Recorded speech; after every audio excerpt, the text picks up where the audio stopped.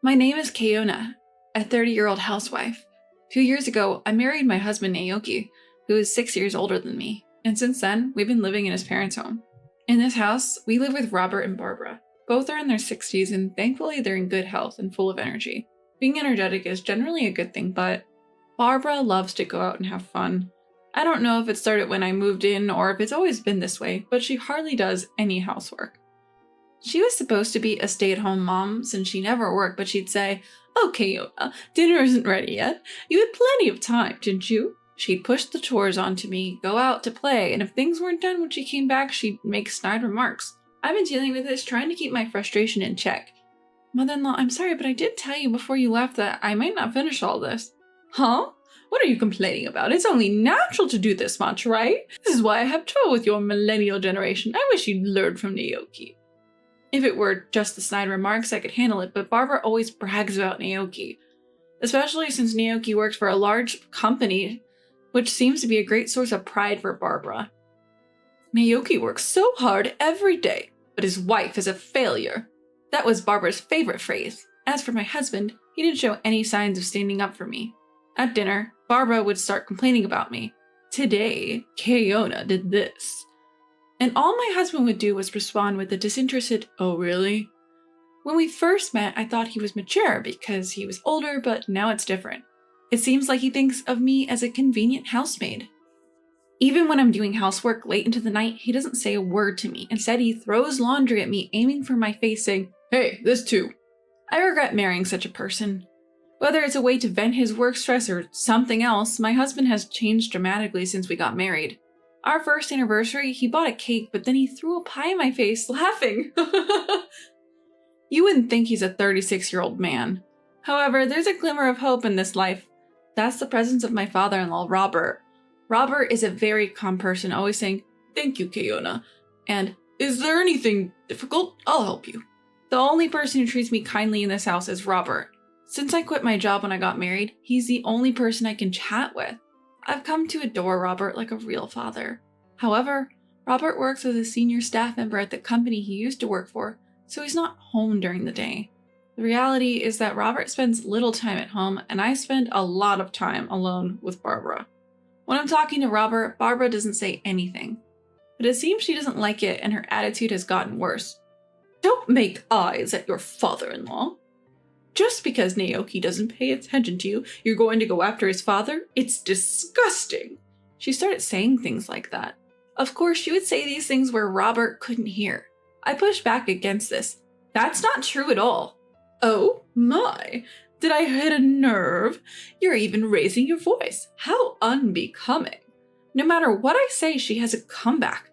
Our conversations are always like this, never really connecting. I talked to my husband about this.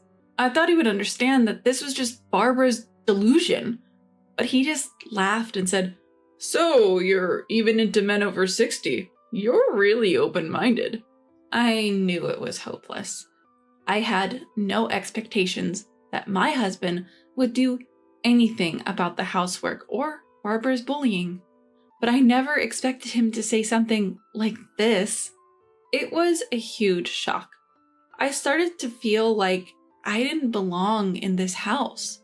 One summer day, Barbara said to me, "I'm thinking of going on a family trip when Naoki gets his summer vacation." I thought, here she goes again, always wanting to go out. But then she said, "You're coming too, right, Keona?" I didn't expect to be invited. I thought they would go without me. "Me too? Don't you want to?" "No, it's not that." I found it suspicious. What does Barbara want to do inviting me? I was suspicious, but I didn't know what she would say if I refused. That night, my husband asked me again, "You're going on the trip, right?" Yeah, I was invited. When I answered, my husband burst out laughing for some reason. "What's so funny?" "Nothing, really." Something was definitely off and my anxiety grew. On the day of the trip, we headed out to our destination with my husband driving. Robert was going to join us later because of work. So it was just me, my husband, and Barbara in the car. My husband was driving. Barbara was in the passenger seat and I was in the back seat. I could only catch glimpses of their expressions, which made me anxious. Keona, you withdrew some money for the trip, right? Barbara asked me. Yes, a few $100s. That's good. Barbara seemed to be smirking when she heard this. After driving for a while, I noticed that we had passed the sign for the inn where we were supposed to stay. Didn't we just pass the inn? I asked. There's a tourist spot ahead. We'll check in after we see it, my husband answered. He was half smiling, clearly unable to hide something strange. As we drove further from the inn, the surrounding area became greener. I sighed quietly, making sure the two of them didn't hear me. And then we arrived at a dam. To be honest, it wasn't a big dam, and there weren't many people around. It was far from a tourist spot. Come on, let's get out of the car, Barbara urged. Don't leave any belongings in the car, it could be dangerous, my husband added, and I did as they said. I was about to get out of the car, but Barbara and my husband were saying things like, "Oh, I should take off my jewelry just in case." "Oops, I still have something in my pocket," pretending to be busy and not getting out of the car. I got out of the car and closed the door. Then I heard the sound of the lock clicking. My husband cracked the driver's and passenger's windows slightly open. My husband was laughing uproariously. "Oh, Keona, what are you doing getting out here? Are you planning to stay here tonight?" I was furious at Barbara, but I held it in. "What do you mean?" I asked, trying to stay calm. "You got out on your own, didn't you?" My husband was laughing so hard he was holding his stomach. My wallet and cell phone were all in the car. Everything had gone according to Barbara and my husband's plan. "Well, Keona, enjoy yourself," Barbara said with a smirk. "Eat some grass and sleep outside." My husband, holding my wallet and flipping through it, closed the window. His laughter faded away, and then my husband and Barbara drove off. "Well, they're a handful, and it's hot," I muttered. It was the height of summer, and I was at risk of dehydration, but I wasn't panicking at all. An hour later, "Why are you here?" My husband was shocked to see me. Yes, I was in the lobby of the inn where we were supposed to stay. "Are you a ghost? Did something happen at the dam?" Barbara looked like she was about to faint. I thought about pretending to be a ghost, but decided against it. "I'm not a ghost, and I'm staying here tonight." I showed them the key to my room. By the way, I had already left my luggage in the room. My husband, who couldn't understand the situation, was losing his cool. He seemed to think I had taken the key to their room without permission. "What are you doing? Give it back now." He tried to snatch the key from me roughly. At that moment, a man appeared and grabbed my husband's hand. "Sir, please refrain from causing a disturbance here." He was about the same age as Robert, but he had a sturdy physique and was taller, making him seem more reliable than my middle-aged, slightly overweight husband. "Who are you? Are you staff here? Do you think it's okay to do this to a guest?" "Exactly why we'll sue you for assault." Barbara also joined in, yelling at the man who had intervened. "I apologize for not introducing myself earlier. I am the owner of this inn." The man introduced himself politely. Hearing that he was the owner, my husband quickly withdrew his hand. Actually, I knew this owner. When I was in college, I came to this area on a trip with my friends during the summer vacation. I remember it was really hot that day. We didn't have much money at the time, so we were walking to our accommodation, complaining about the heat. We didn't know the area, and none of us, including me, were good at reading maps. As a result, we got lost and ended up in a place with few people. There, a girl was collapsed on the side of the road. That girl was Mary, the owner's daughter. We quickly called an ambulance and took care of her until it arrived. The next day, the owner came to the small inn where we were staying and thanked us profusely, saying, "You saved my daughter's life. Thank you so much." He also said, "We run an inn too, so we'd like to invite you next time you come. Of course, you don't have to pay." Since then, my family and I have visited the inn several times. That's why I knew the owner of this inn. The owner, who was reprimanding my husband and Barbara, was polite and courteous, but I could tell he was very angry. In fact, both the owner and I knew about this low-level plan of Barbara and my husband from the beginning. I noticed their plan 2 weeks ago. I thought it was suspicious that they invited me on a trip, so I set up a voice recorder in the living room. I targeted the times when my husband and Barbara were alone, such as when I was taking a bath or doing laundry. and their plan came to light. How about we leave Keona somewhere? That would be hilarious. Oh, how about here? There's a gym about an hour's drive from the inn. I was shocked when I heard it. I immediately called the inn and consulted with the owner. I told him everything about the situation I was now in and what was planned for the future.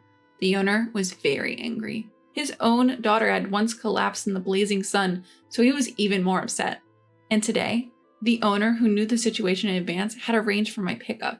After waiting for my husband and Barbara's car to leave, he had me ride in the inn shuttle. By the way, the driver was Mary from that time. I got my license. Let's go for a drive next time. We're driving right now. Oh, right. We chatted happily, bought some local specialty ice cream on the way, and arrived at the inn. I knew about the plan and that a pickup was coming, but I was still scared. For Mary, this area was like her backyard. She knew a shortcut, so we arrived at the inn several tens of minutes earlier than my husband and Barbara. You mentioned suing earlier, ma'am. The owner looked at Barbara with stern eyes. Yes, I did. It's outrageous to be accused of the opposite. I'm sorry, but you're not our guests. What? Don't mess with us. My husband and Barbara both lost their tempers. Your and your mother's reservations have been canceled, I added. You! Who do you think you are? My husband was about to lose his temper again, so the owner restrained him. Keona did nothing wrong. We, the inn, canceled your reservations. What do you mean? If you left a woman alone at the dam in the mountains after stealing her wallet, wouldn't you be the perpetrators of a crime? We can't allow such people to stay at our inn. We also call the police. At this, my husband and mother-in-law became even more furious. What are you talking about? This is no joke. Don't you think you can get away with this? I work at our company, this little inn in the mountains. Just then, Robert arrived late.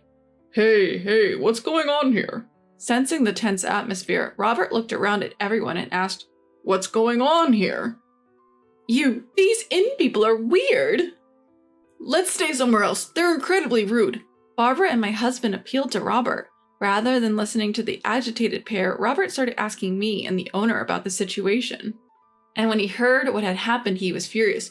You idiots! It was the first time I had seen Robert yell. How embarrassing! I can't believe we're from the same family. You two, get out of here now! My husband and mother-in-law were taken aback by Robert's outburst. Get out? Where to, another inn? Barbara said something so stupid that he added, From here and from home. Wait a minute, that's not possible, Dad, my husband said with a wry smile, but Robert was firm. You're disowned. Get out now. Don't make me say it again. He pushed my husband away. Then, the police really did show up, and my husband and Barbara turned pale. The owner and I explained the situation to the officer. I also had a voice recorder, so I played back the conversation for them. My husband and Barbara started crying, but Robert quickly said, Quiet down, you're disturbing the inn. Officer, please take them away. It's not like that, officer. We didn't think it would be such a big deal. It was just a prank, my husband and Barbara said, but the officer's expressions changed. A prank? Are you serious? Don't you think that your little prank could cost someone their life, especially your own wife? They were scolded harshly. They weren't arrested because it was a family dispute, but Barbara and my husband were pale throughout. This isn't over. Keona's feelings will determine your future, understand? With those final words, my husband and Barbara, still pale, went home. Afterwards, Robert seemed apologetic the whole time. He kept repeating, I'm really sorry. I can't apologize enough. For not noticing the unpleasant experiences I had been having and for the terrible ordeal I went through today. He also deeply apologized to the owner of the inn, saying, I'm sorry for this. Despite being in a position where we always receive your hospitality, we caused such trouble. Actually, this owner is a businessman who runs several other companies and is also a client of the company where Robert works. Without knowing any of this, my husband had boasted, I work for a big company. I'm glad I was able to punish my husband and Barbara, but it's also very scary to think what would have happened if I hadn't known about their plan in advance. I prayed that being scolded by the police would make them realize the gravity of the situation. After returning from the inn, I divorced my husband, of course. I also demanded a hefty alimony. I hope they reflect on their actions and don't do the same thing to anyone else in the future. By the way, I heard that Robert and Barbara also got divorced. Robert cut ties with my ex-husband and kicked him out of the house. My ex-husband was advised to resign due to the incident. Apparently, his workplace bullying had already been a problem. Just as he had been nasty to me, he had been harsh to his juniors and colleagues, and it seems that the HR department was planning to take action anyway. I'm disappointed in myself for marrying such a person. My ex-husband, who lost his job, seems to have been working hard to find another one, but it's not going well. He should be in a managerial position given his age, but he doesn't have that track record at his previous company, and he can't clearly explain why he left. Barbara was kicked out by Robert and seems to have turned to relatives at her parents' home, but she's rumored to be a spendthrift who loves to travel. They fear she'll deplete their savings if she comes to live with them. I think she should get a part-time job or something since she's still in good health. I also left my in-laws' house and I'm living alone nearby. I'm still in good terms with Robert, and sometimes I consult with him about work problems. And I, who was a stay-at-home mom, started a new life. When I was job hunting, I was approached. Kayuna, would you like to work at my company? It was from the owner. He was very concerned about what happened to me afterwards. He seemed to be looking for a position in his company where I could work. I was happy to accept. I was very grateful. Thank you so much for doing all this for me. No, we're the ones who should be grateful. We can't thank you enough. I feel like I've already repaid the favor from that time and need to give back the change. The company he introduced me to is a reputable company that meets labor conditions. It was a surprise on top of a surprise. By the way, it's in the same industry as the big company my ex-husband was boasting about, but its capital is 5 times larger. Everyone working there is also very nice. I'm having more fulfilling and enjoyable days than when I was struggling with my married life.